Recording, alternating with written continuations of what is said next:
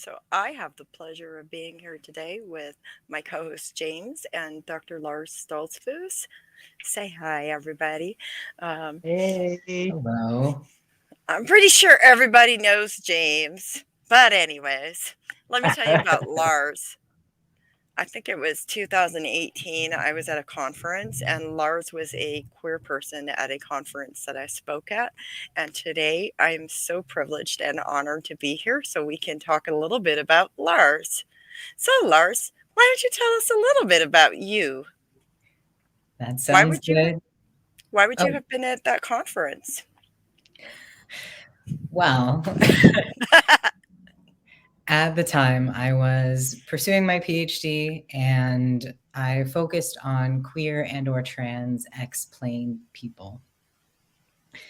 For a long time, I thought that I was the only one in this kind of weird, unique place. And it was only after I did kind of a random Google search that I found James.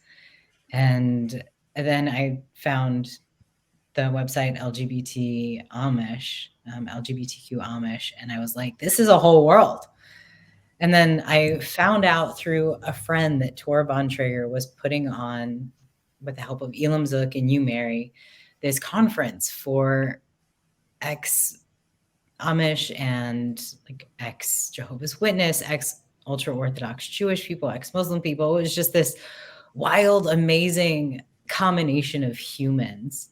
And when Mary got up and told the story of, Mary, what you've been through, I was deeply, deeply impacted by it, both by the content and also just the vibrant queerness that I was seeing. And I had not resonated with someone in that way ever.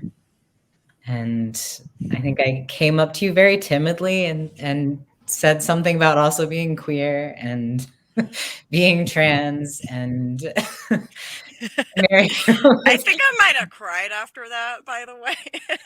it was it was just such a,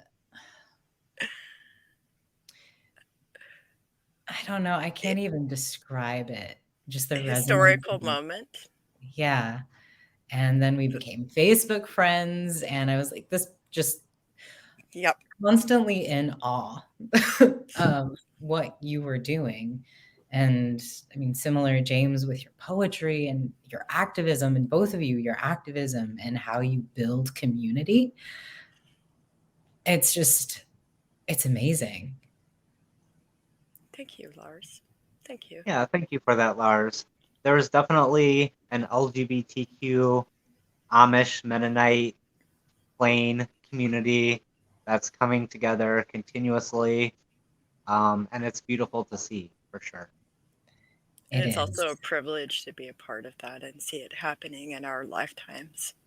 I mean, because Absolutely. of people like both of you, Thaddeus Schlebach, the work that you have been doing and getting different people from different communities involved, you have been advancing this.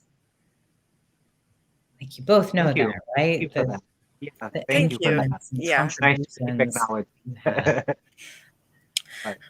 Well, then I think it's also some of the folks who were guests last year. I know that some of them actually have been advancing this movement as well to raise awareness for LGBTQ Amish and Anabaptists across different cities, and that actually is really just breathtaking and amazing to watch happen. So it's also the Mm-hmm. people who listen and who follow this movement who This is become true. active, It takes a village to make change. right? From many Yep. walks and ways of life. Okay. So, what made you interested in Amish and Anabaptist stuff, Lars? Like, why would you be interested in that? All right, buckle in because this is a weird story.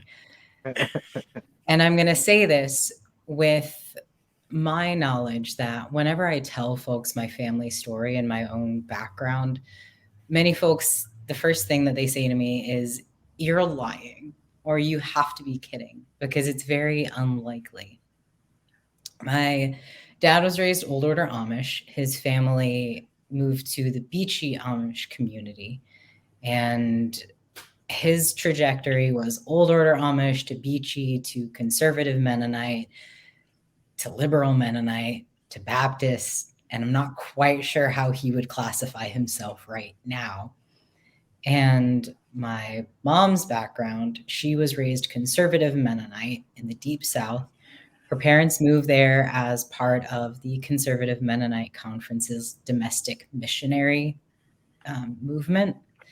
And so her parents, these conservative Mennonite people, moved to this poor, podunk southern town to start a farm.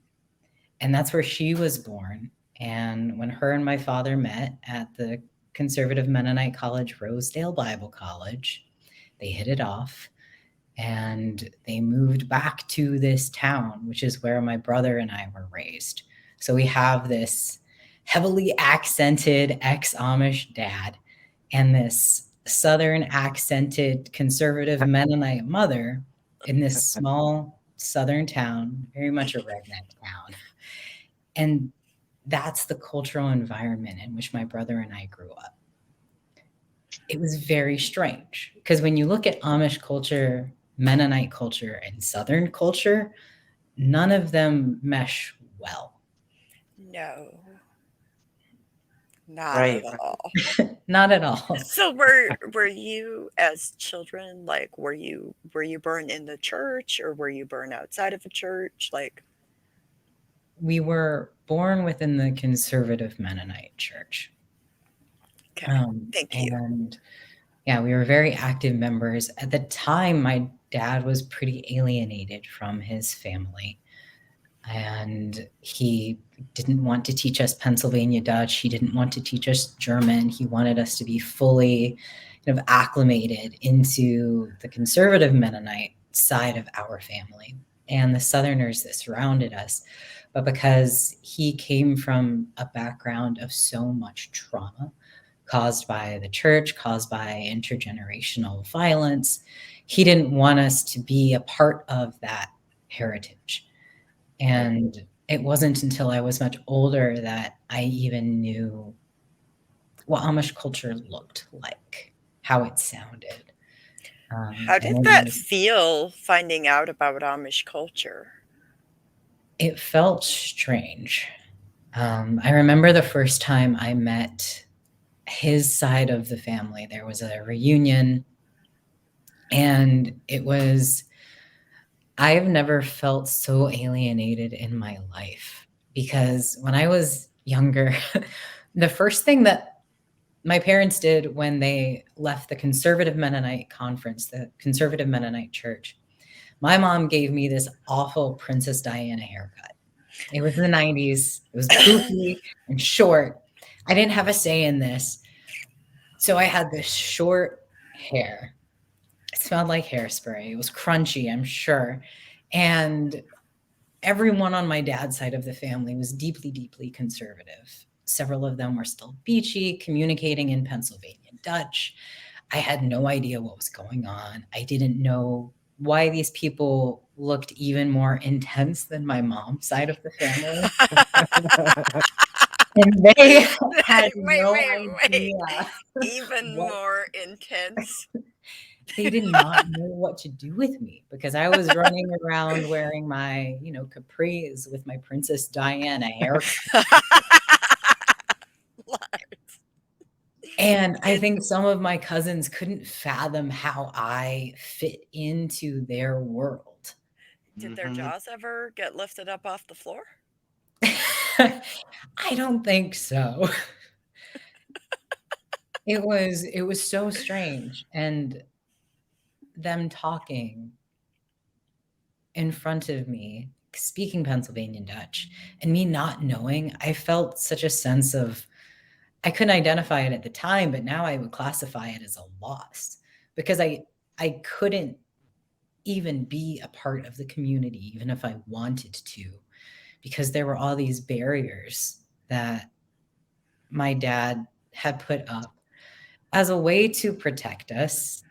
But then when he was back on better terms with his family, There was no way that my older brother and I could integrate into that.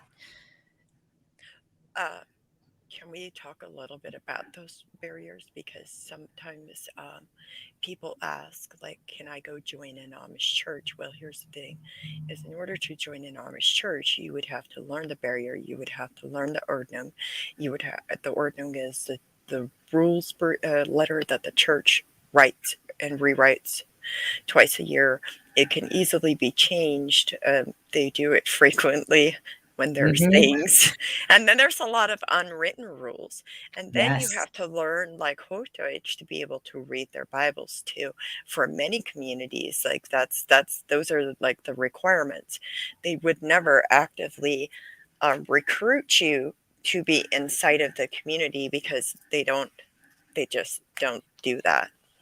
Right. And if you had, by chance, if you had been an outsider, like non-Amish, and you joined an Amish church, you learned the language, you did everything that you possibly could do to assimilate into your Amish community, because you have a different background, the Amish would hold you at arm's length. Like You talk about on not being able to understand the Amish people that were talking Pennsylvania Dutch right in front of you. They were probably commenting on your physical appearance right in front of you.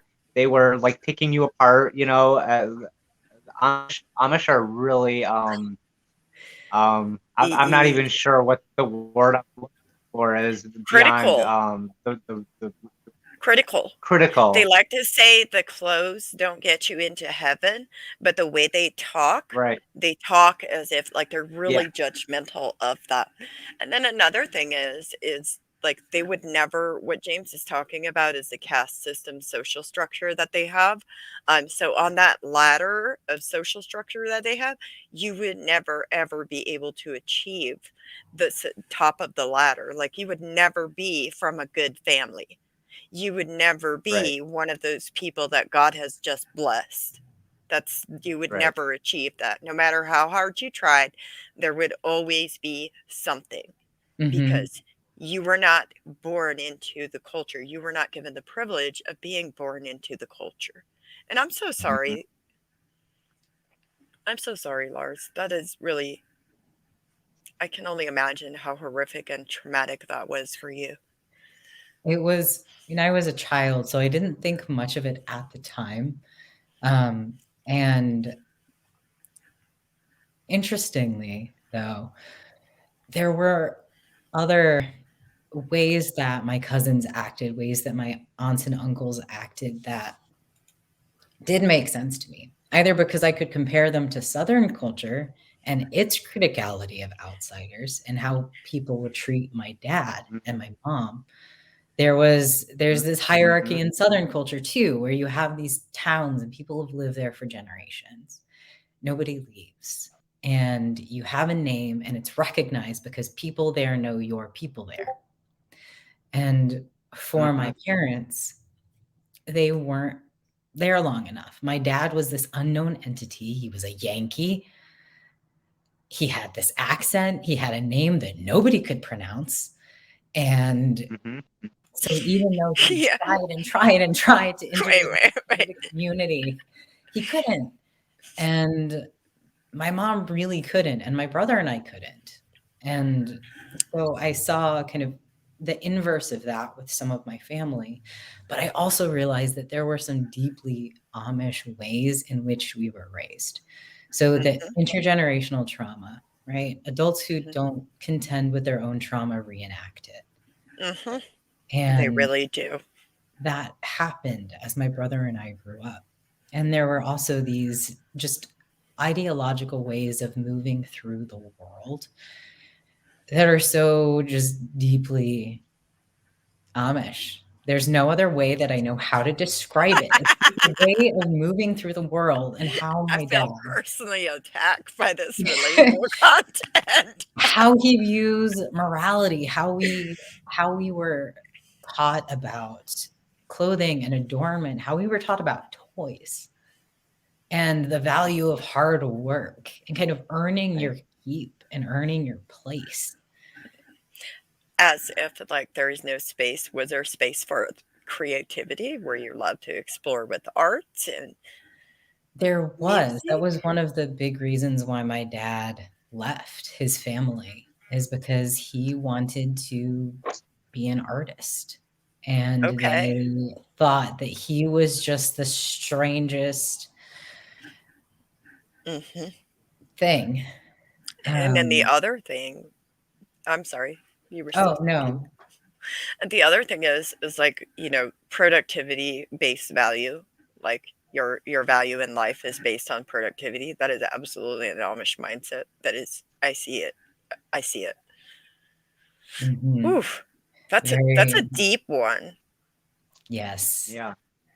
And Mennonites, they have a work ethic, but the way that my dad approached it was completely different. It was such a core part of identity, Hmm. not just If something that you do, it's something that you are. you are this, if you are not this work ethic, you are considered lazy. They call you Mhm. fal, and Mhm. you are just no.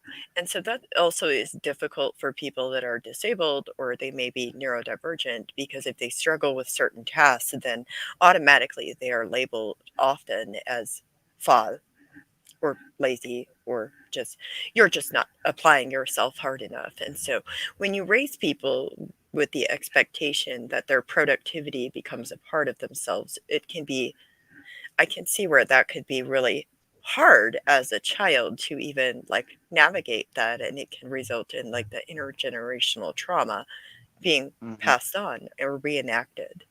Mhm. Yeah, it was very a lot of things that, kids tend to just accept the world of adults as normal. This is what Hmm. adults are, and this is what family is, and this is what culture is. Hmm. As an adult now, I can look at my family and I can look at my childhood and so easily see these were the conservative the Mennonite values that were stressed, and these were the Amish values, and these were the Southern values, and the weird amalgamation of them that my brother and I tried and failed, spectacularly failed, is just so interesting to me, because you have these three different cultures Hmm. and they have these very discordant views, and they all Hmm. have their kind of slice of American whiteness. And so they get lumped together and then they get kind of disaggregated and they get talked about in similar ways and in different ways, like jokes about rednecks being inbred and jokes about Amish people being inbred. It's the same joke. Truth. I mean, truth. I can verify that. Yes. It's the same joke. Yeah, so noticing those similarities and differences as I got older was just really interesting to me, because it's like I didn't quite belong to any of these cultures, and I would never belong to any of these cultures. But at the same time, genetically, ethno-religiously, geographically, I did kind of belong to them. Mhm. Yeah. Mhm. So, I have to ask, like, how d- how did you ever begin to like navigate like a way to embrace part of your heritage, or have you cast it all aside? I actually, the older I get and the more I learn and understand about the way that I was raised, the way my brother and I were raised, I can make sense of it. So in my case, knowledge has been a way that I've been able to navigate my own history. Uh-huh. And there are so many things that I wish I had learned growing up. I wish I had learned more about the things my dad went through when he was a kid. It would have helped me understand his choices as a parent. I Mhm. wish I had learned more about his side of the family when I was younger, and like how how my family tree is such a topiary, because there are people on my mom's side of the family back when they were Amish, and on my dad's side of the family who got married to each other, and just like I have the same relative on both sides of my family tree, and that it is common. And I wish I had known all of that stuff when I was younger, and I know it now. And So, what is the story of the Stoltzfus, the homestead? Can you touch on that a little bit? I know it Sure. has its own page, its own website, something. Yep. Yeah.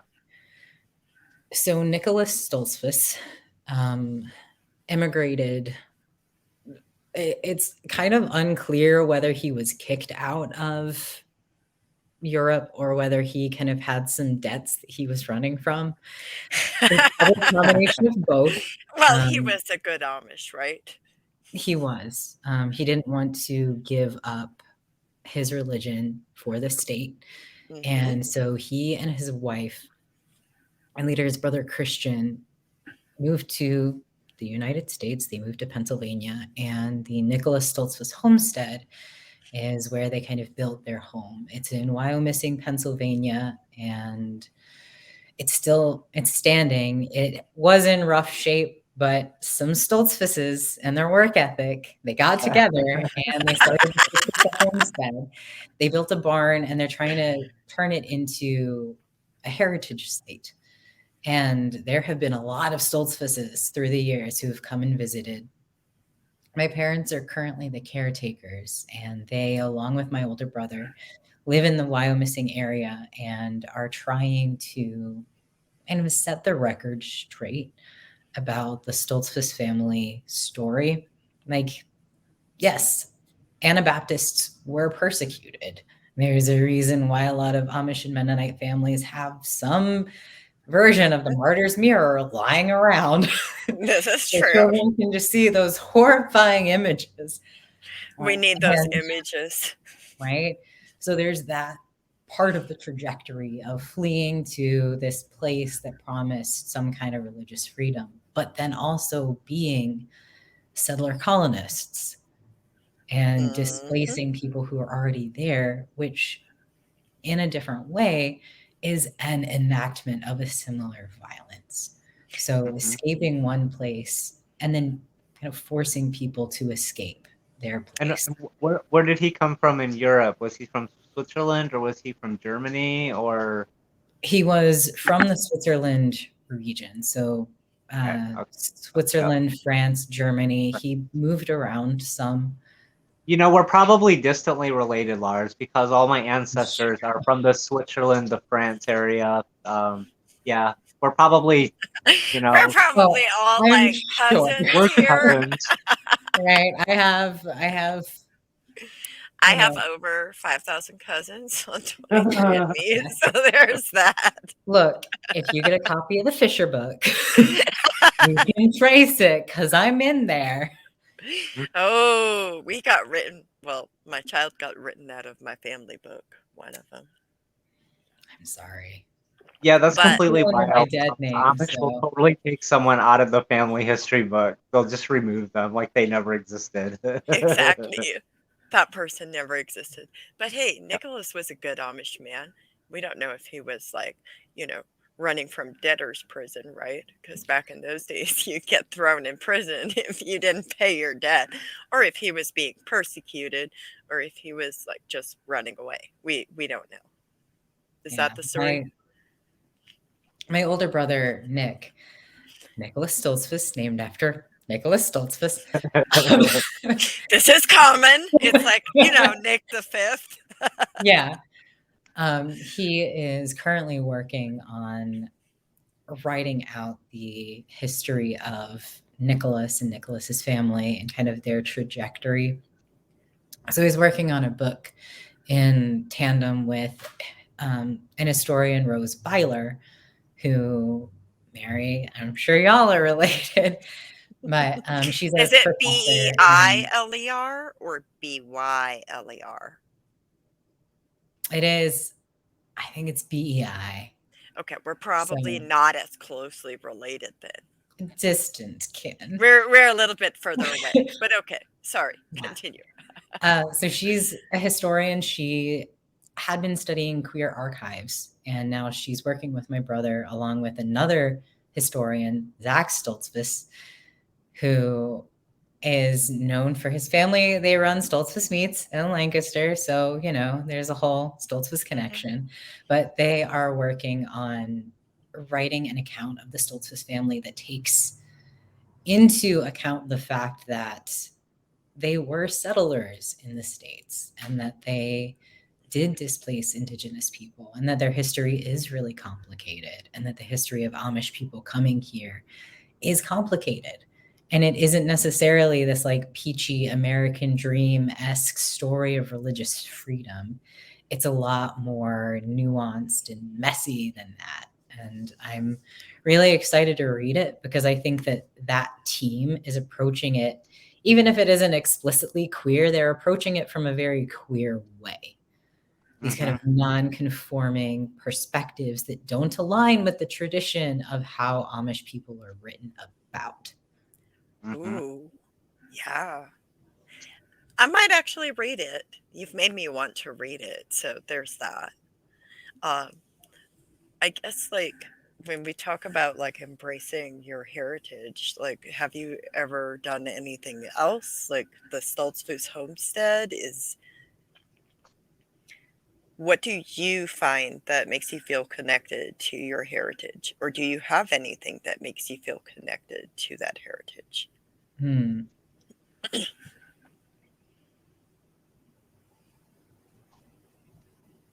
How about the food, Lars? Oh, goodness. Definitely. There were so many foods that we ate growing up that I didn't know weren't like normal things. Like we Okay. had like scrapple. Which one? Haystacks? Hey, oh yes. Oh yes. Haystacks. I made haystacks. Scrapple, Oh my God, it's so good. Scrapple. Yes. Now I'm hungry. Yeah. Wassail, shoe fly pie, that like all of these things that my dad knew and like he would make or my mom would make. And I was like, yeah, this is just food is food. And then it started to have this like Southern flair with it. So we'd have like scrapple and cheese grits. Nice. Interesting. That's really interesting. Yeah. So do you know what Bob Annie pie is? I don't know. Oh. It's one of those things where if I had it, I probably would. Oh, okay. Well, maybe you can go look it up after this.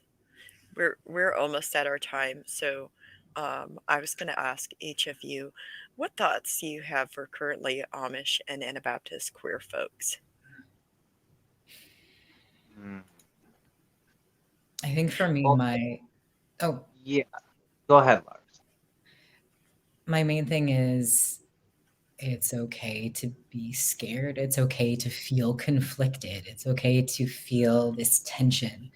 Humans generally have a tension between wanting to be known and understood and then wanting to be safe, even if it means not being known. And we don't do well with the uncertainty. And so we fight between self-disclosure and safety. And there's no wrong way to go about trying to navigate that huge, huge interpersonal tension, because you have a choice of risking everything to be out and be yourself in a way that you can't currently, but then you also run the risk of losing your community. Right. That comes with a price. Amen. Yeah. Amen. Yeah. Like that's, yep. Yeah. And it's okay to feel that. Yeah, it is. It really is. It's okay to be uncomfortable with those feelings. And it's okay to not want to leave the closet. It's okay to maybe not feel safe to leave. Well, and that also goes back to another thing that I've thought about recently, and it is that, it's so important that people understand that some people are safe to come out of the closet and they're not risking losing everything necessarily by coming out of the closet. Other people are not. And so for everybody, that is a really deeply personal thing. And it's really up to you. And if you choose to do that, You know, there are people that come out of the closet. There are people that will help you. And if you don't choose to do that, again, you have to do what's right for you. Yeah. Yes. Yes. You got anything, James? Well, this is the year 2022, and we've had several generations now of legal gay marriage in the United States. And when you step into the Amish community or certain conservative factions of like the Mennonites, it's like you're stepping back in time. Um, all the progress that has been made in the world around you is completely, it's not recognized at all, and that their attitudes haven't really shifted much. So I think it's important to recognize that there's homophobia and then there's Amish homophobia. And this is steeped in 16th century hardcore Yep. ideology, and the resulting dynamics that play out when someone comes out has led to a lot of really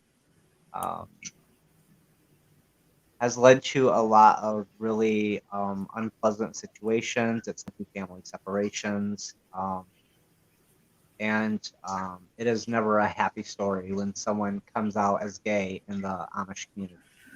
Um, but we're working to change that. And I thank you so much, Lars, for coming on to share that. And if we can give any gay Amish kid, Mennonite kid, a lesbian Mennonite girl out there, if we can give them hope, then we have very much succeeded. Absolutely. Yep. Amen. And thank you, Lars, for being here. Thank you, James, for being here. I hope everybody has a wonderful and beautiful day, and we will see everyone next time.